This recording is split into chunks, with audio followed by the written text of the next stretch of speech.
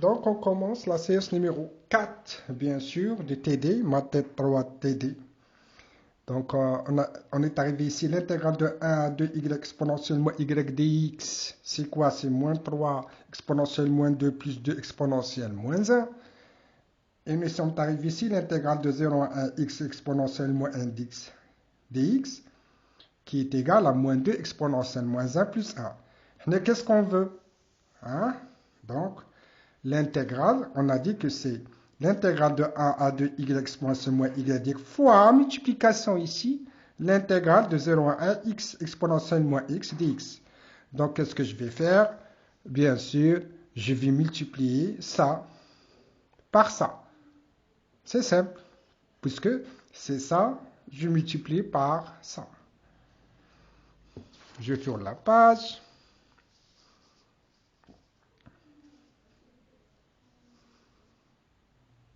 Donc, ça sera l'intégrale, c'est quoi? C'est moins 3 exponentielle moins 2 plus 2 exponentielle moins 1 moins 2 exponentielle moins 1 plus 1. J'ai multiplié ça par ça.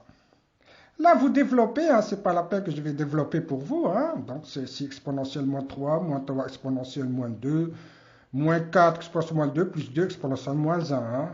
Tout le monde sait comment effectuer un produit, hein. Il n'y a pas de problème. Donc, ça sera 6 exponentielle, etc., etc. Et vous trouvez ça 2 sur E moins 7 sur E2, hein, l'exponentielle, plus 6 exponentielle 3. Maintenant, le troisième exercice. Le troisième exercice, il est là. Calculer l'intégrale. Le quatrième. Le quatrième, quoi? Oui, oui. Donc, ça sera ça, oui. L'intégrale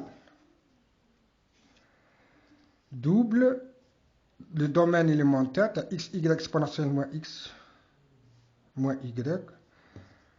On va le faire. On va essayer de le faire.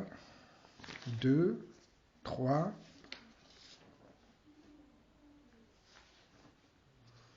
Voilà. Exercice numéro 4. En passant aux coordonnées sphériques, calculer l'intégrale triple, l'intégrale boule, hein, B. La sphère, B c'est une sphère. L'intégrale x au carré plus y au carré plus x au carré dx, dy, dz. Où B est la sphère de centre O et de rayon R supérieur strictement à 0. Donc, en passant aux coordonnées sphériques. En L cartésien, on va passer, on l'a déjà vu au cours, on va le faire, on a déjà vu ça au cours. Donc, l'exercice numéro 4, directement les coordonnées sphériques, par définition, on l'a déjà fait. Hein. Il faut revoir votre cours, s'il vous plaît. Je ne vais pas répéter ce qu'on a déjà vu. Hein. Donc, directement, on a OX, OY, OZ. Vous avez le point M qui appartient à l'espace. On a le module ACR. L'angle θ, on l'a déjà vu. Le phi, on l'a déjà vu. C'est quoi?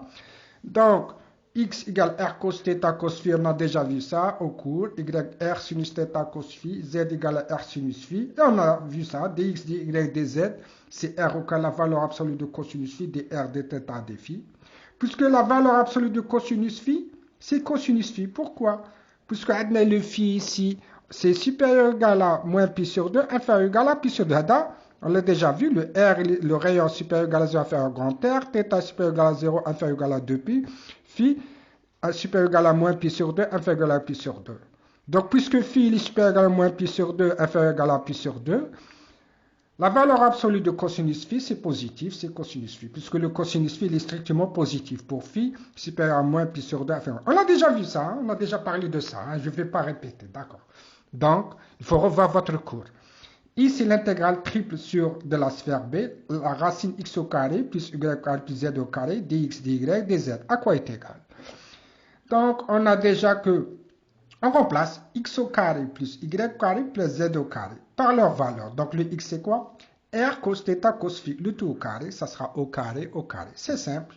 Le y, je remplace par sa valeur, c'est r au carré, r sinus θ cosinus phi, puisqu'il est élevé au carré. Donc, c'est tout ça au carré, au carré, au carré. La même chose pour le z. Le z au carré, c'est r au carré, sinus au carré phi. Il n'y a pas de problème. Donc, qu'est-ce qu'il y a? On va mettre le r au carré cosinus au carré phi en facteur. Regardez ici. R au carré cosinus au carré phi, r au carré cosinus au carré phi. Je vais les mettre en facteur et ça sera cosinus au carré θ plus sinus au carré θ. De là à là, je passe à là. plus r au carré sinus au carré phi, r au carré sinus au carré phi. R au carré sinus au carré. Bien sûr, cosinus au carré θ plus sinus au carré θ, c'est 1. Donc, il ne reste que r au carré cosinus au carré phi. R au carré cosinus au carré phi. Plus r au carré sinus au carré phi, r au carré sinus au carré phi. À retenir, qu'est-ce que je veux? R au carré en facteur de quoi? De cosinus au carré phi plus sinus au carré phi. Cosinus au carré phi plus sinus au carré phi, c'est 1. Donc, ça sera r au carré. Alors, qu'est-ce que je veux? La racine de x au carré plus y au carré plus z au carré. C'est-à-dire tout ça, la racine. Donc, ça sera la racine de r au carré. Ça sera r.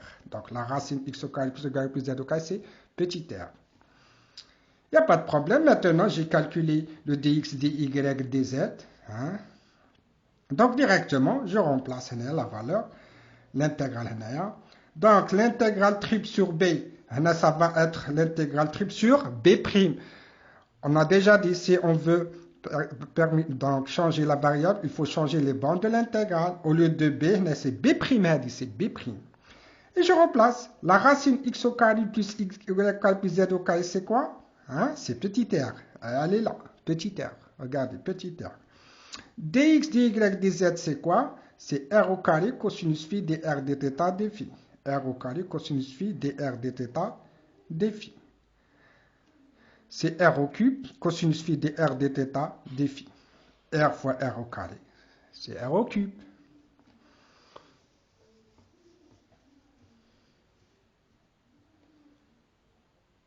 C'est r au cube. Donc, il ne reste que r au cube cosinus phi dr dθ. Les bornes de l'intégrale, bien sûr, les bornes de l'intégrale, le dr, il est de 0 à grand R, le rayon, hein, le dr. Le dθ, c'est 0 à 2π. Le dφ, c'est le moins pi sur 2 à pi sur 2. Ça vient d'ici, hein? Ça vient d'ici, on l'a déjà fait. Hein? Le r supérieur égal à 0 inférieur à grand R.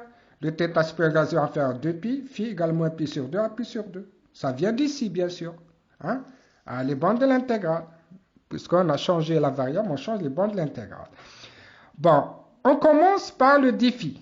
J'intègre par rapport à défi. Le défi, il est de moins pi sur 2 à pi sur 2. Et je laisse en dernier les dr et dθ. Le r au cube, il est cumulé par rapport à défi. C'est une constante. Donc, r au cube, ça ne bouge pas. R au cube, c'est une constante. Ou l'intégrale de cosinus phi, c'est sinus phi. Et ça sera de moins pi sur 2 à pi sur 2. Moins pi sur 2 à pi sur 2. Donc, ça sera sinus pi sur 2 moins sinus moins pi sur 2. Ça sera de 1 moins 1, ça sera 2. Donc, ça sera 2. 2 r au cube. Essayez de le faire chez vous. Hein. dr dθ. Maintenant, j'intègre par rapport à dθ. Tout d'abord, et je laisse le dernier, le dr en dernier. Allez. Alors, l'intégrale de 0 à 2π de r au cube dθ. 2r au cube, c'est une constante par rapport à dθ. Et l'intégrale de dθ, c'est θ. Le voici, c'est θ. C'est simple. Donc, de 0 à 2π, puisque l'intégrale de 0 à 2π. Donc, ça sera, je remplace θ par 2π, ça sera 2 fois r au cube, 2π, ça sera 4π r au cube, dr. C'est simple. Hein? Je pense que c'est simple. L'intégrale de r au cube dr, 4π, c'est une constante. L'intégrale de r au cube, c'est r à la puissance 4 sur 4 ici. Mais multiplié par 7, 4, ça simplifie. Il ne reste. Et maintenant, je remplace petit a par grand R, ça sera r à la puissance 4. Moins 0, 0 à la puissance 4, c'est 0. Donc, il reste que le pi r à la puissance 4. Et on termine cette séance, s'il vous plaît. À la prochaine.